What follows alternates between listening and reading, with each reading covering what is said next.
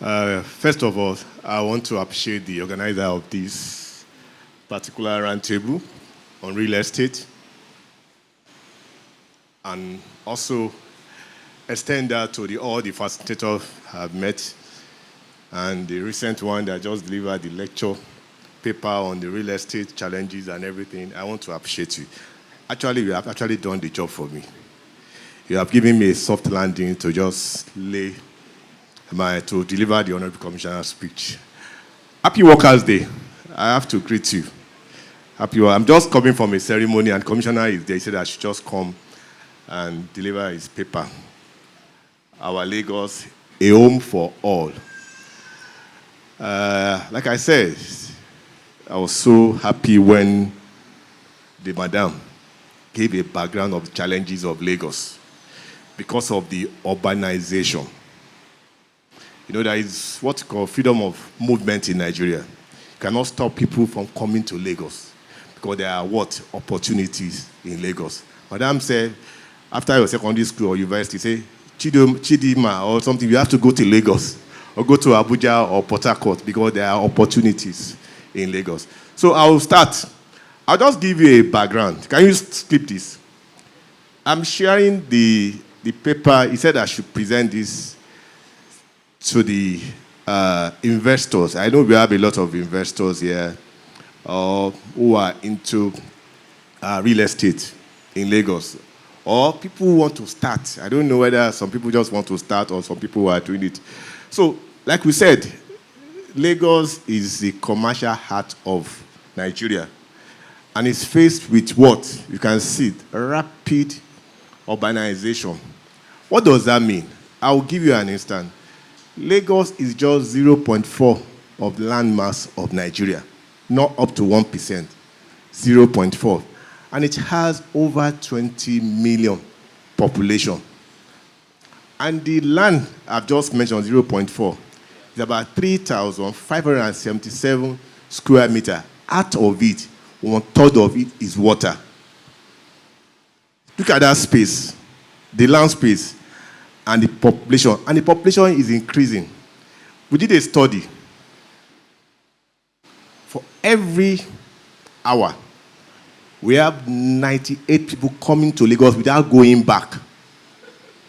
98 coming to Lagos per hour without going back. Some people will come to Lagos, they will go back, they will trade and go back.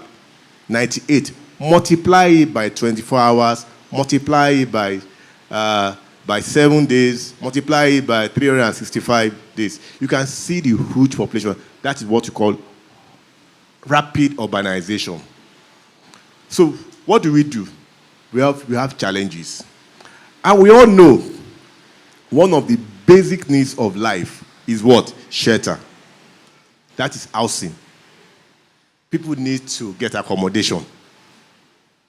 Despite that, government also take it as part of responsibility of government to provide housing. But government cannot do it alone. What government is providing is less than 10%. It's not up to, let me just say, it's not up to 10% of the needs that are what's called demand and supply. Madam said that nothing government can do about the rent, Abi, but the government can do something to regulate the rent and what you can collect after the rent, like the agency fees, professional fees, in line with the, if you are a lawyer, you have to come up with an agreement. There is a professional fee, which is there. Government can enforce that, can also enforce that. You cannot, if it's for rent, you cannot go above 10%. If it's for sales, you cannot go above 15%. All this is in Nasera law, like Madam mentioned about Nasera. So, you can see the challenges. Apart from the housing, there is infrastructural challenges. Urban regeneration to create more livable environment. There are some areas when you go there, you may not want to live there because there is no basic facilities there. Talk about Jegunle. I'm sorry for people who live there, but Jegunle is now urban now. Can I have the next slide? So, like I said, I'm presenting on behalf of Commissioner. Whatever, if I try to do well, just give it to Commissioner. If I don't do well, give it to me. I'm not a lecturer, I'll try. Like overview of the Lagos State, I've just mentioned that. I don't know whether I mentioned the population, the square meter, and everything, and the future of Lagos. Can we go to the next slide? I'm going to the main thing, just I will not take my time. Somebody said I have 30 minutes, but I'll walk toward that. Next slide. I don't want to. I mentioned about the land space of Lagos. I said 3,577 square meters. Out of it, 1/3 of it is water. Can we go to the left? And people are still coming, So, I've actually mentioned this when I was giving my preamble. Can we go to the next slide so that I can go? This is the areas we are looking at. But the paper given to the commissioner was investment opportunities in Lekki as is. It's not only Lekki as is that we have opportunity for people. We have in other areas. Because Lagos is turning to, everywhere is turning to urban. Not only in Lekki or VI or Ikeja. Even people living in Agbado, they will tell you. People living outside Lagos, they will tell you they are living in Lagos. They're what's called first Lagos, second Lagos, third Lagos. Maybe you are not aware of those slangs. People living in Akute, they will say they are living in Lagos. It is accepted. But what are we doing to mitigate against all these challenges we have in Lagos? When you talk about housing, talk about infrastructure, what I mean by infrastructure, basic facilities, road, water, electricity. These are basic. You need to, if you want to live in a house, you must have those basic facilities. Affordable house, what have you been doing? Government cannot finance all the housing needs of Lagos. Like I told you about the population, it's over 21 million. That is what we have. It's increasing per hour, like I told you. So what are we doing? I'm just going to mention some things. Government has what you call, you budget for housing estate. And what we are also doing, that is where opportunities comes for people who want to invest. We have what's called public-private partnership, where we give land as our own equity. What I mean by land as our own equity, we want to go into investment. We give you land, you come with your capital. And we guide you, just like Madam said. Madam said, what have the government been doing to ensure people comply with government rules and regulations? We are doing a lot. It's just that we believe that we should just manage the information. Maybe I should go back and tell, let's start putting this on AIT, TVC, NTA. People we know.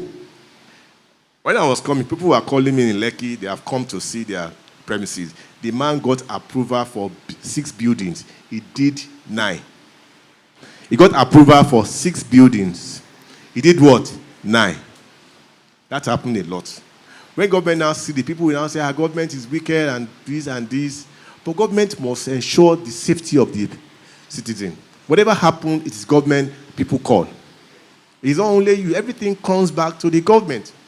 So maybe I'll tell the fiscal planning, the PS and the commissioner that now start publishing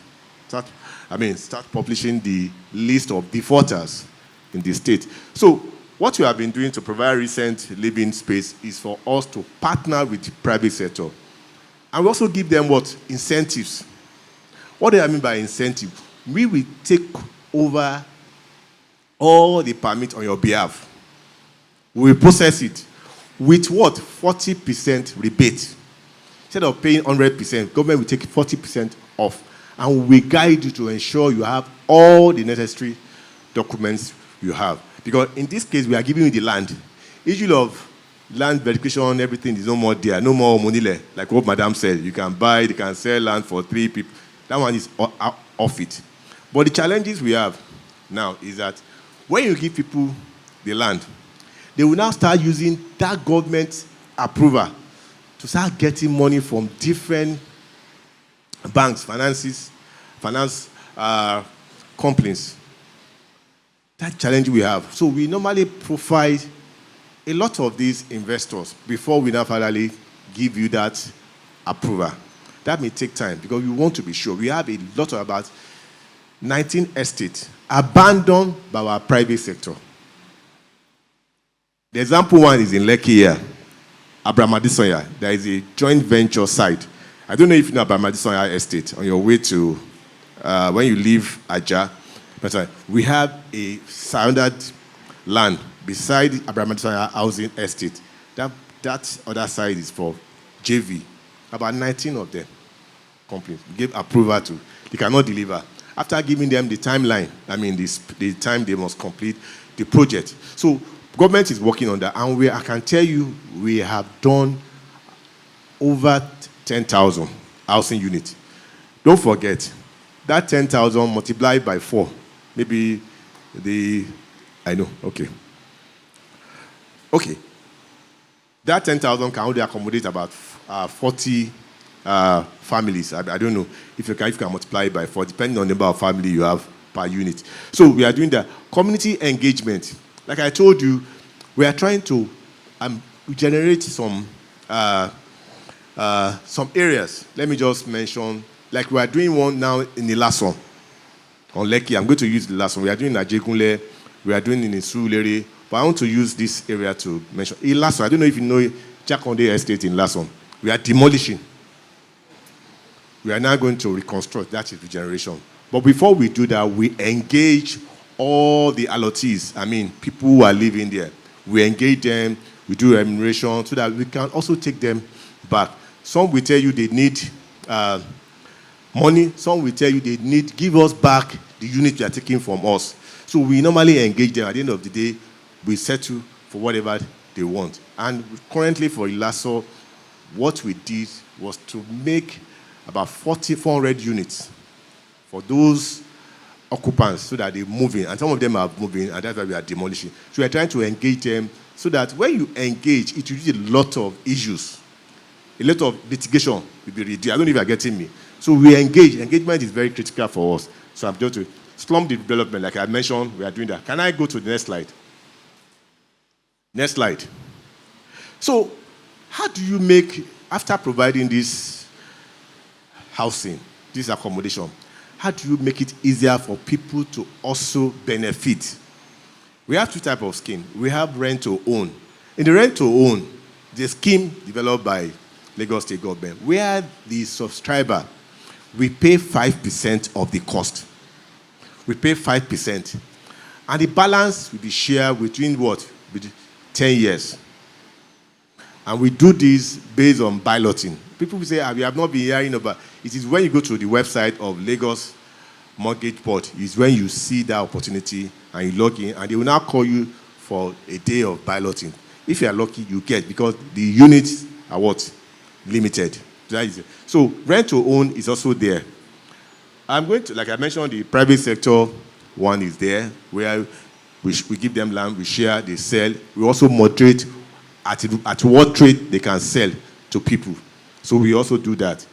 We are recently collaborating with the Access Bank. I don't know if some of us have heard of Lagos State government partnering with Access Bank. We are working with Access Bank to provide more houses because of the demand is so high and the supply is short. And when the supply is not meeting the demand, you have this cost of rent going up, not coming down. So Access Bank is partnering with Lagos State government to develop 25,000 units in Odonla and Igbogbo. We have given them land as part of our own contribution, like I mentioned, the equity. We are working with them. And very soon they will start construction. They are on site. So by the time we finish, it's going to add to the needs because of the deficit in Lagos is so high based on the population and urbanization. So Renew Hope Housing Initiative by federal government, we're also partnering with them to also assist our developers to have access to funds. We are also doing that for them. So you can see opportunity. Even when you have your own land, you want government to assist you, we're also doing that for some developers who comes to us, who stand on their behalf, and after doing our proper profiling, it is very key for us. Next slide.